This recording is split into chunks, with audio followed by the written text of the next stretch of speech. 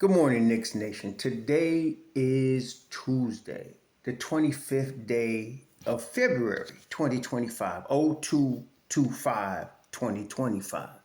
I hope you're safe and healthy today. Hope your family's safe and healthy. Hope the needs of you and your family in terms of food, shelter, clothing, as well as health are being met today. Blessings upon those that work in the healthcare field, along with the first responders who every day are doing their best to save lives. Blessings upon those that pick up garbage, keep our places clean, and those that make deliveries for our convenience. Double blessings on the men and women that are out here trying to help, rescue, deliver, and recover. The teenagers and children that are the victims of child molestation and pedophilia. People that are also victims of pornography, child pornography, prostitution, child prostitution, human trafficking, and sex slavery. Double curses on the perpetrators of these things. Double curses on those who profit from these things. And double curses on the perverts that create the great demands that these things exist. Finally, double blessings on the homeless. More than 600,000 men, women, children, families, senior citizens, and veterans homeless in the United States of America. Blessings upon them, for theirs is the kingdom. There's going to be a basketball game tomorrow night. The New York Knicks are going to be playing the Philadelphia 76ers. Now, what I've noticed as I look back over the Knicks games this year is that there have been times when the perimeter defense had been poor. What I have noticed and what was to me highlighted in the last two games against Boston and against Cleveland is that a lot of that has to do with Karl Anthony Towns. And I'm not trying to blame Towns. Some of you like to get off on that negativity and y'all need to chill. Some of you are FAFOing, flocking around and finding out. I guess you got to keep doing that. The more y'all get kicked off, the better. But I'm not trying to be negative on Karl Anthony Towns. I'm not trying to be negative on Gato.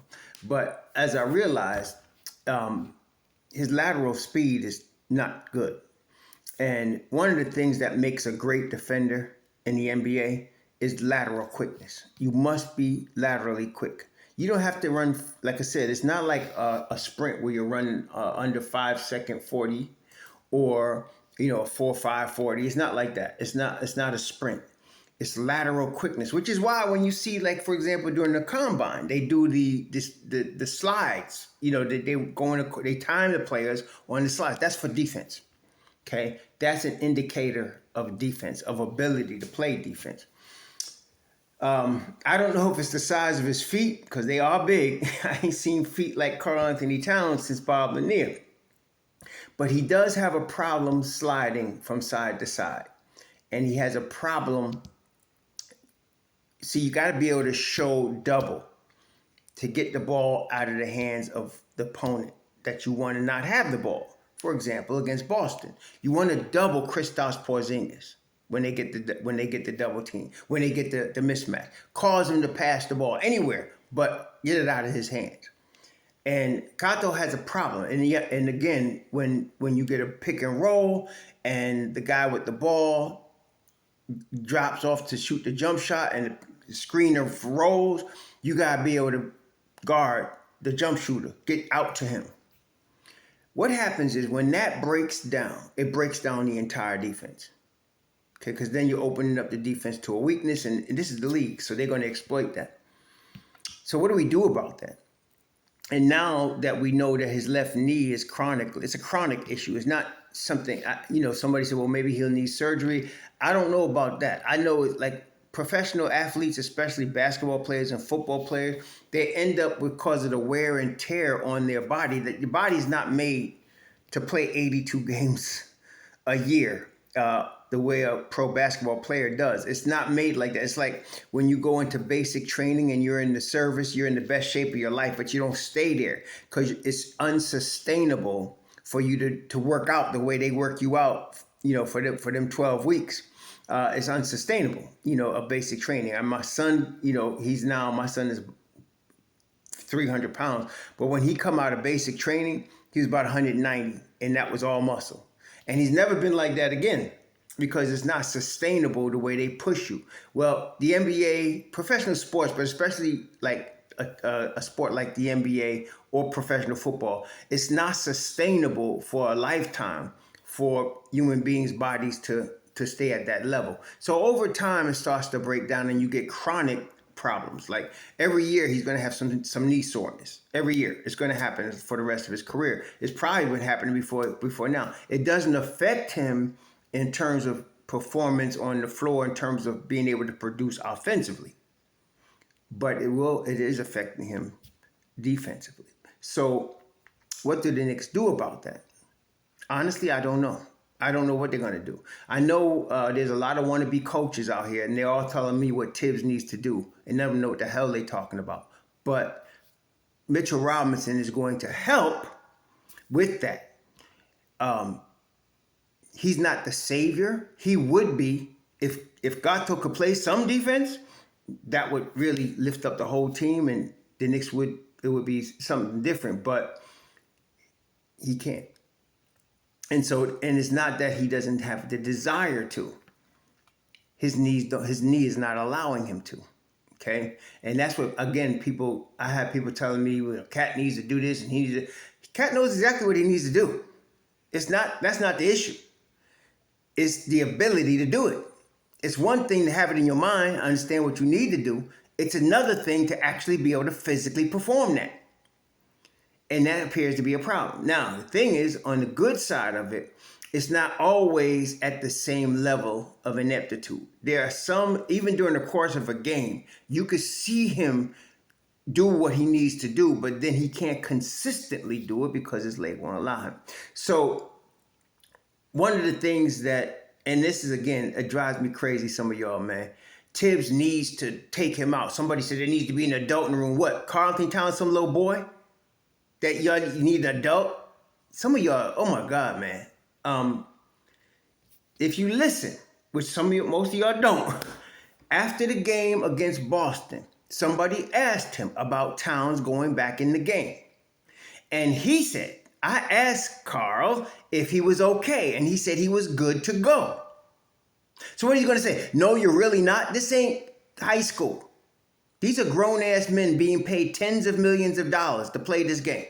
There's a lot of money at stake. There's a lot of pressure on. So if he asks you and you say, yeah, I'm ready to go, he's going to let you go. See, and that's the thing.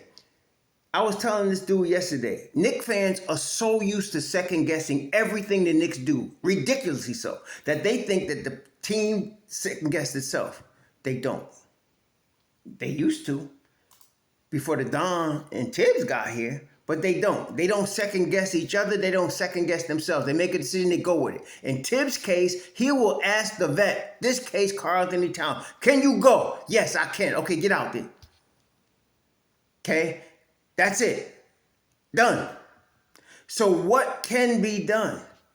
Well, Karl-Anthony Towns has to realize his limitations. In other words, he can play defense for stretches, but there comes a point of diminishing returns where his knee just can't do it.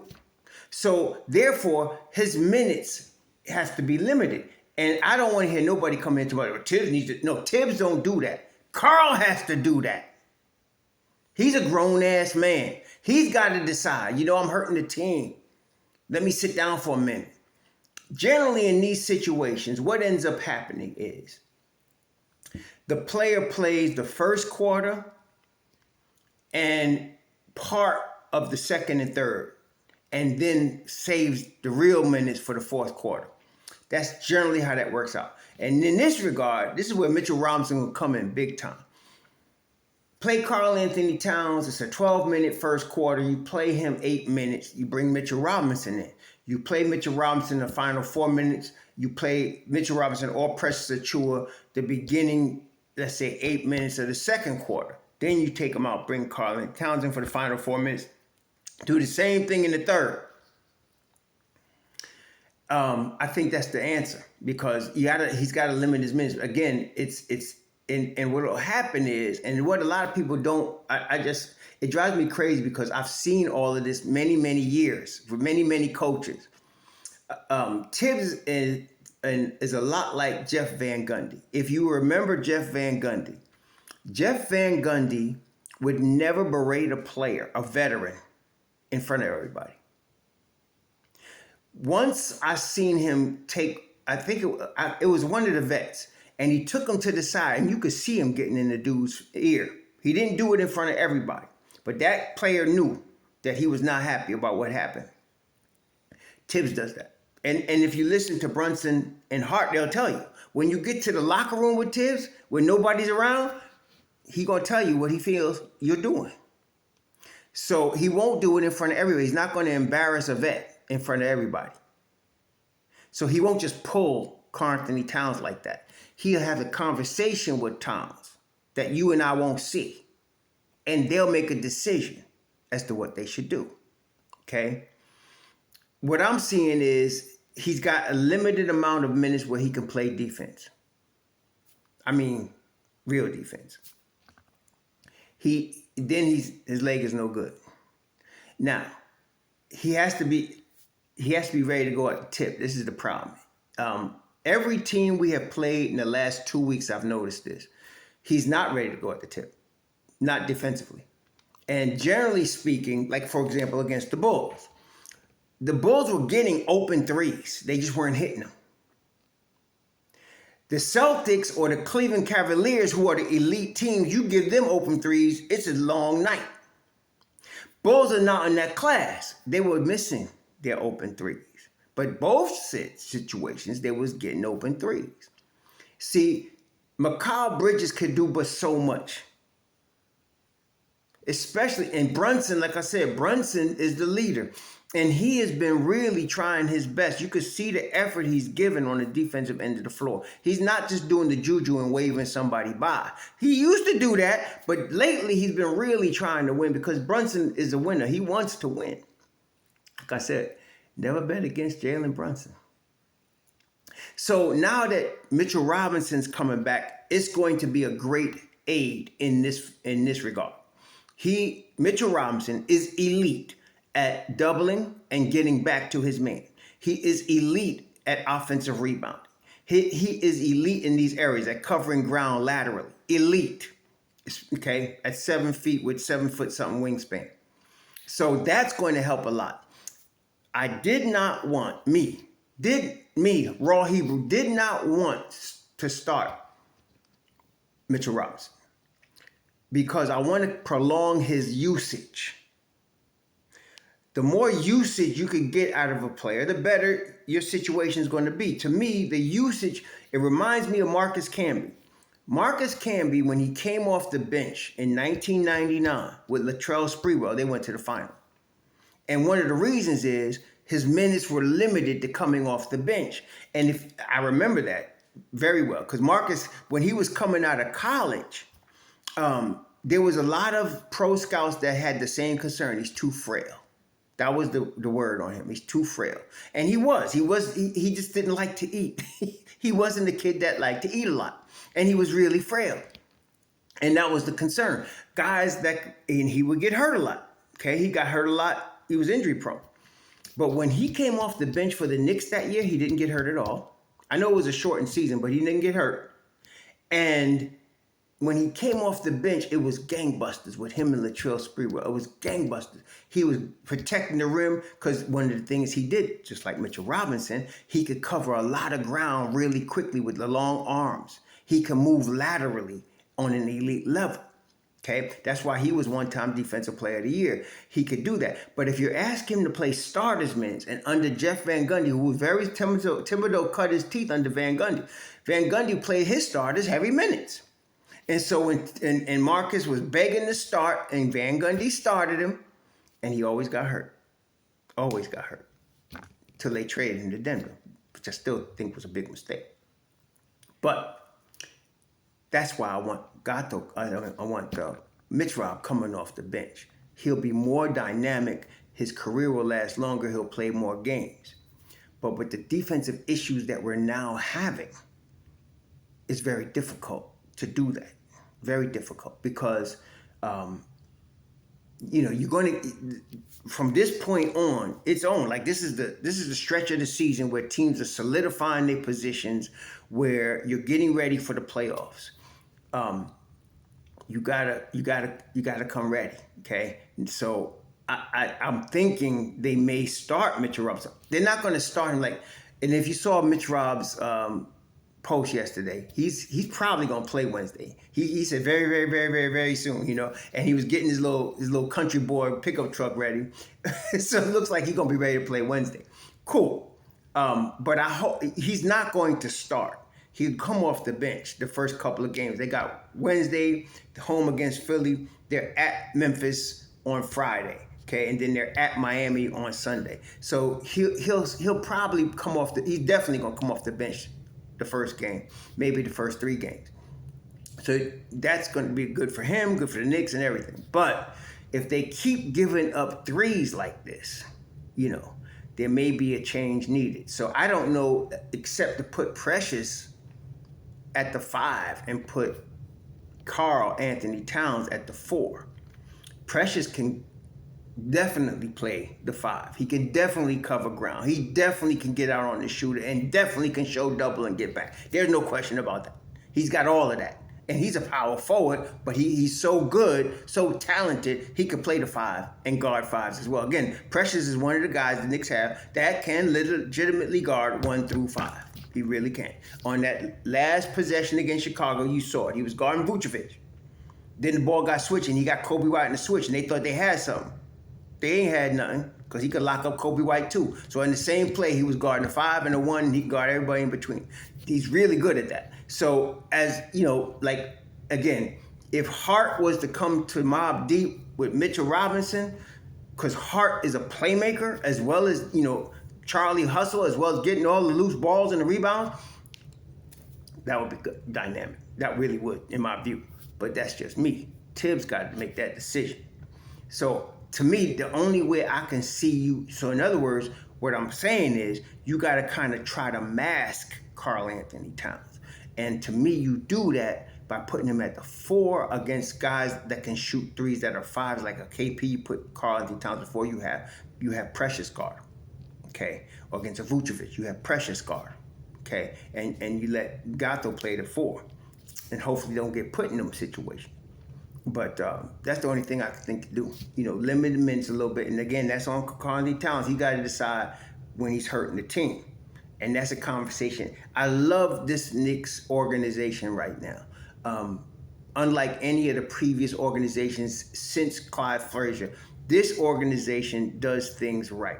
The worst media in pro basketball is New York Knicks media in terms of its criticism, its second guessing, it's creating drama where it doesn't exist, and then it bleeds into the fan base and y'all take this like catnip and run with it. I don't do that.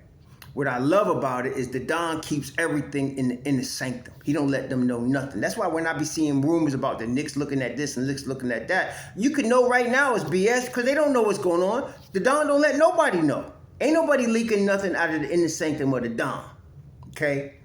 And Thibs does the same thing. If he got a problem with his player, you won't know it because he's going to talk to the player. And then you're not going to know it. Okay, they keep everything in-house in the locker room, especially with this particular team where you got a togetherness and a camaraderie that's tight, with all the players. They love each other. You can see that.